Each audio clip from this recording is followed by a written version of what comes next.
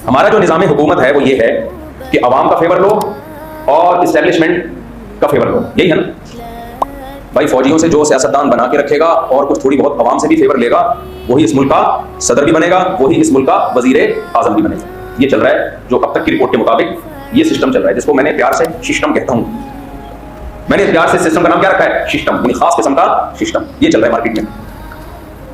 अब इसमें होता क्या है, खूब अच्छी तरह समझो ताकि अपनी सलाहियतों को ज़ाया मत करो, इसलिए मैं ये बताना चाहता हूँ। अब होता यह है कि वो जो इस्टेब्लिशमेंट को मनाने के लिए सियासतदान जो कुछ करते हैं वो तो सियासतदान जाने।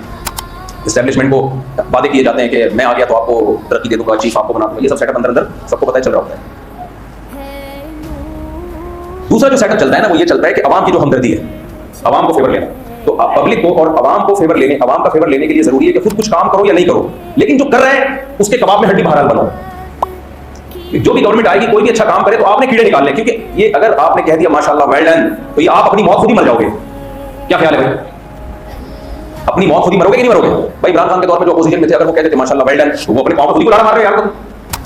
क्या ख्याल है भाई? या आज जो हुकूमत में बिलफर्ज अगर कोई अच्छा काम होता है और अपोजिशन वाले कहते हैं वेल डन, तो इसका मतलब क्या है कि वो अपने पांव पे खुद ही कुल्हाड़ा मार रहे हैं। तो याद रखो ये मजबूरियां होती हैं अपोजिशन की, उन्होंने हुकूमत की मुखालफत करनी ही करनी है, इसके बगैर वो नहीं जीत, सियासत में चल नहीं सकते 2 इंच भी आगे। तो उनकी तो मजबूरी है, मेरी और आपकी थोड़ी मजबूरी है, इसको समझो। मैं समझा पा रहा हूं अपनी बात? जिनको इलेक्शन में खड़े होना है भाई वो करें यार, 100 दफा करें, उनकी मजबूरी है। मैं और आप अपोजिशन में होते हम भी यही कर रहे होते, क्योंकि सिस्टम यही है, सिस्टम यही चल रहा है।